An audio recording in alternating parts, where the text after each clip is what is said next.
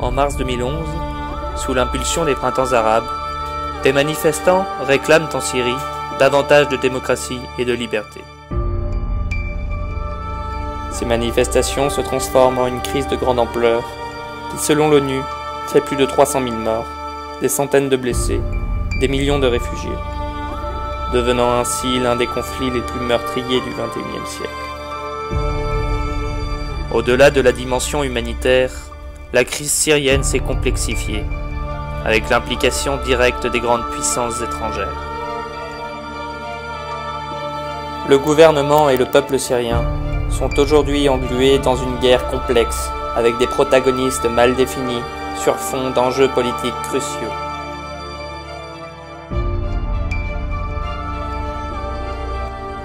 Les chrétiens de Syrie sont les premières victimes de ce conflit. Ils se sont exilés en masse jusqu'en 2014, où certains ont pu revenir et découvrir leur ville dévastée. C'est la raison pour laquelle les chrétiens d'Occident, de la paroisse de la Bionne, du diocèse d'Orléans, ont voulu aider leurs frères d'Orient dans la reconstruction de leur ville, de leur pays. Et j'ai décidé, comme curé de la paroisse de Chécy, avec 2 étudiants, de partir les rencontrer.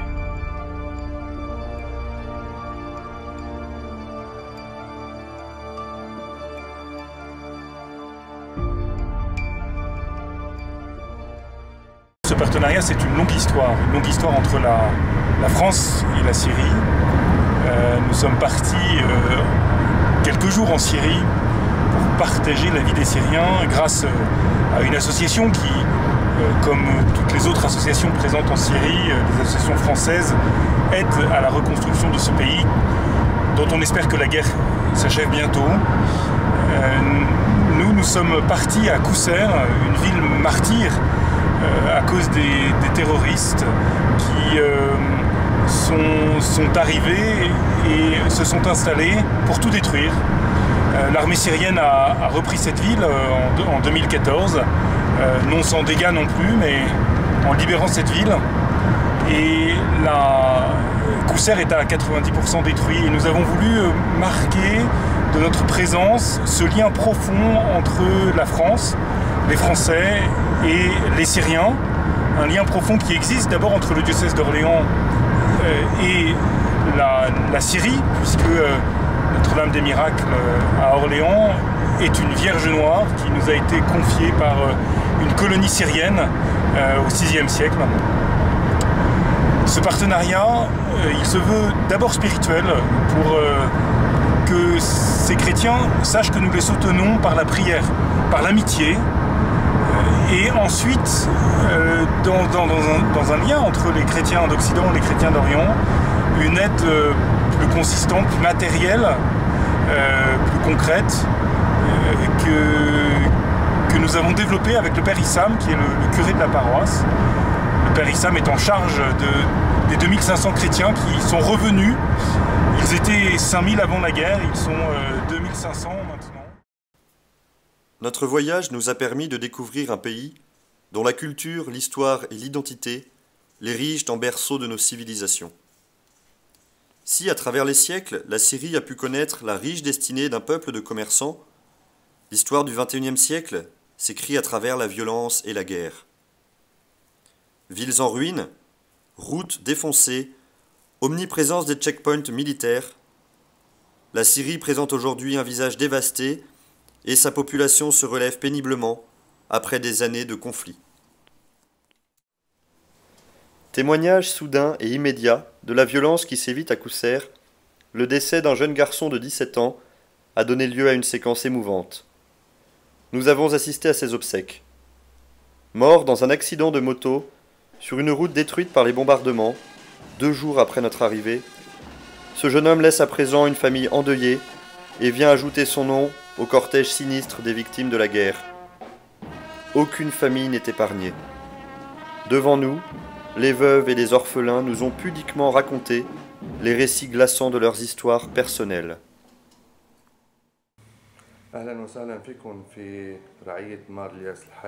Bienvenue à vous à la paroisse Saint-Élie de Qousseir. La ville de Qousser a été la première ville à avoir traversé les problèmes de la guerre. C'était une vraie mosaïque ethnique qui vivait en paix et dans la sérénité. Il y avait une entraide entre les habitants dans tous les domaines, jusqu'à ce que des groupes étrangers arrivent dans la ville. Ils ont commencé à diffuser des idées étranges, qui se sont développées jusqu'à faire une distinction entre ceux qui étaient pour ou contre le gouvernement. On a tout de suite compris le message. Le but ultime, et depuis le début, était de détruire la Syrie et les composantes de la société syrienne. Les idées se sont rapidement développées, tout comme la présence d'étrangers à Qousser. Et nous avons rapidement remarqué que ces derniers diffusaient un message de haine. Ils ont semé la peur, se baladaient armés. Toute personne qui s'opposait à leur projet était directement considérée pro-gouvernement, quelle que soit sa religion. C'est ainsi que les habitants de Qousser ont perdu leurs maisons, qui ont ensuite été pillées. Ils ont utilisé des armes lourdes, ce qui nous a poussés à nous défendre. Nous avons perdu des martyrs à ce moment-là. Nous avons ensuite quitté Qousser vers d'autres villes en Syrie. Très peu ont quitté le pays. Qousser est resté aux mains des islamistes pendant 1 an, jusqu'à ce que l'armée syrienne libère la ville et nous permette de revenir. Avant la guerre, la ville comptait à peu près 50 000 habitants, dont 5 à 6 000 chrétiens, presque 1 000 familles. Après la guerre, 500 familles sont revenues à Qousser. Les personnes actives, particulièrement nos jeunes, n'ont pas de travail fixe. Ils sont contraints de vivre au jour le jour en attendant la fin de la guerre. Les sanctions économiques n'aident pas à améliorer la situation. C'est pour cela que nos jeunes sont aujourd'hui au chômage, à cause de la mauvaise situation économique, des sanctions et de la guerre.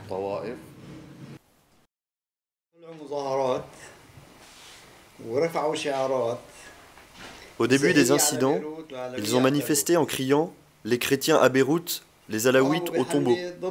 Ils étaient contre les chrétiens précisément. Ils ont commencé par tuer les gens dans les rues, puis ils ont alerté ceux qui sont restés avant de les tuer directement chez eux, dans les maisons ou dans les rues. Ce qui s'est passé n'existait pas avant. Le but était de faire fuir les habitants de Qousser et de toute la Syrie. Ils ont assassiné ceux dont ils n'arrivaient pas à récupérer les maisons. Ma fille Marie était ingénieure à la mairie. On nous a demandé de sortir. Nous sommes sortis avec du retard et ils l'ont assassinée dans la rue.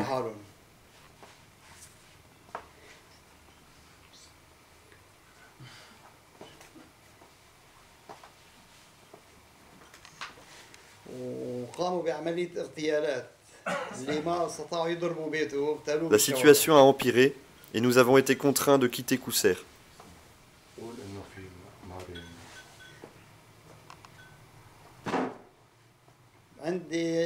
Après la libération, nous sommes revenus comme la majorité des chrétiens. Ils se sont accrochés à leurs terres, leurs biens et leurs maisons.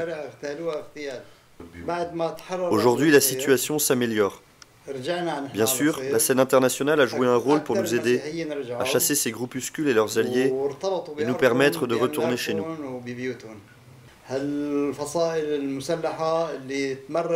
Nous espérons avoir une aide politique, sociale et économique pour tous les chrétiens qui sont revenus ici.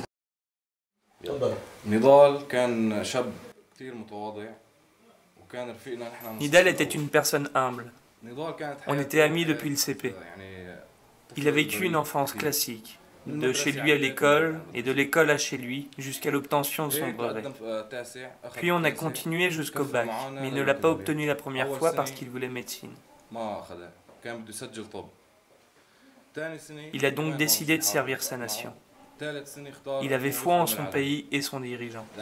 Il croyait en son pays parce qu'il a nourri, éduqué, tout ça gratuitement, en présence de son père, sa mère et son frère. Finalement, nous avons perdu quelqu'un de très cher. Que Dieu ait son âme, lui et tous les martyrs de Syrie. Chaque rue, chaque commerce, chaque habitant porte les stigmates de cette guerre. Plus que jamais, la présence des chrétiens en terre d'Orient est remise en cause. Pourtant, alors que le désespoir aurait pu les frapper, Les chrétiens, s'appuyant sur leur communauté et sur une foi ardente, ont relevé la tête. La vie continue. Les jeunes gens se marient devant leur curé. Les bébés sont baptisés. Les enfants sont accueillis au catéchisme, dans des salles sans eau ni électricité, et jouent toujours volontiers, comme tous les enfants de leur âge, au foot ou au basket, en dribblant entre les trous d'obus dans la rue, en dessinant leur but avec des cailloux.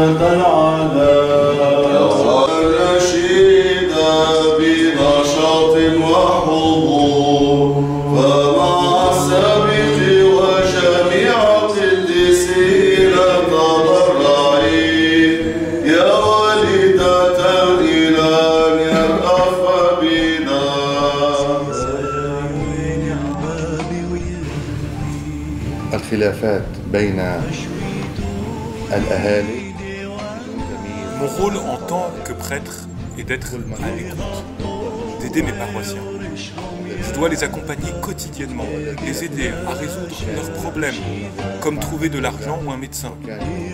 J'essaie le plus possible d'aider tout le monde avec les moyens qu'on me donne pour qu'ils résistent à cette guerre.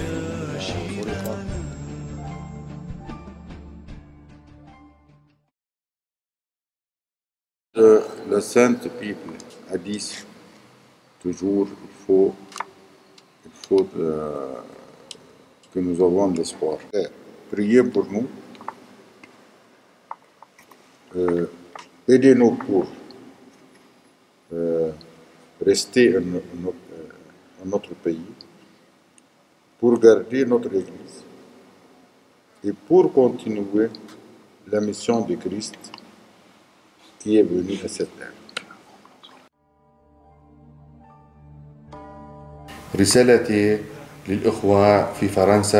Je voudrais dire à mes frères français, nous, en Syrie, nous voulons la paix. Nous ne voulons pas la guerre. Nous, en Syrie, subissons depuis plus de 7 ans de nombreux problèmes à cause de cette guerre. Nous voulons vivre en paix. Nous souhaitons reconstruire notre pays, notre monde et l'humanité. Pour cela, mon message est « Aidez-nous à retrouver la paix en Syrie. Aidez-nous à reconstruire notre pays. Et aidez-nous à rester chez nous, sur notre terre, dans notre pays. »